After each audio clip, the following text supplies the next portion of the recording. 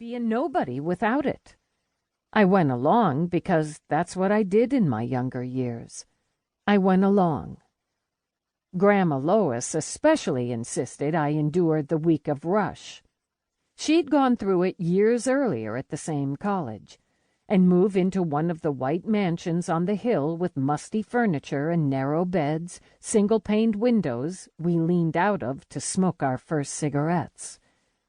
When it was my turn, I'd ding my glass in the middle of dinner so I could lead the other girls in devotional songs. Devotion aimed at God, at boys, at finding a party with all the cheap wine we could manage to slurp down before we passed out in a pool of our own spit. My own reasons for staying with the sorority, an arrangement that stopped appealing to me early on, and which brought with it an inviolable boundary that meant I could not easily speak to this girl in the car, escape me now.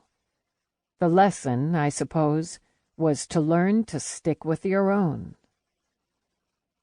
The Gamma Phi in the back seat with me pressed her sharp hip against her door, staring out her window, and I, being a Pi Phi, stayed close to my own door, calculating the best moment to ask the driver, a fraternity man himself, for a cigarette break. We four would stand outside the Chevy sedan, breathing in the soft air of northern Idaho, turning our bodies in the direction of the ruddy hills instead of each other, drinking one Coors Light each from the cooler in the trunk, puffing on our Marlboros, kicking the gravel with our new tan Puma shoes. Then we'd get on to Moscow, to the hilly campus, which in autumn glowed umber, and which in winter was ice-caked and snot-slick. We'd return to the weekend parties where we drank a concoction called rocket fuel to shoot us to the moon. I knew who to be at our tucked-away university. I could drink beer until I was blithering and still memorize Anne Sexton poems for class and write an essay on the hand images in Macbeth. I could swim in the cold streams at the edge of town to stave off an emptiness best not to look at. Put on a white gown with a silver rope tie and whisper the password to enter secret meetings. Earn good grades and pins and ribbons to send home to my father, while ignoring the buzzsaw in my head, the one reminding me I had no idea who to be once I was booted from the college town, degree in hand.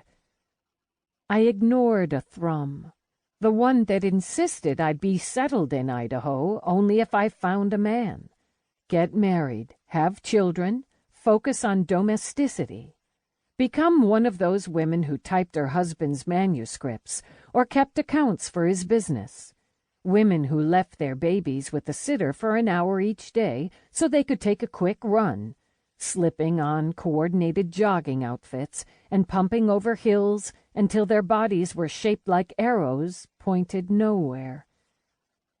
Did I want that? I think not. But any other future was as hidden from me as a boulder half buried in the silt of Jesse Creek, one of those rocks I squatted on as a girl, wondering if I should topple into the water and float away. After our break, after we'd returned to the car for our last hour of driving, we soon entered the switchbacks of Whitebird Hill, and the beer I'd slammed sloshed around in my stomach, the residue of cigarette acrid in my mouth. I closed my eyes and tipped my head to hold back the urge to heave.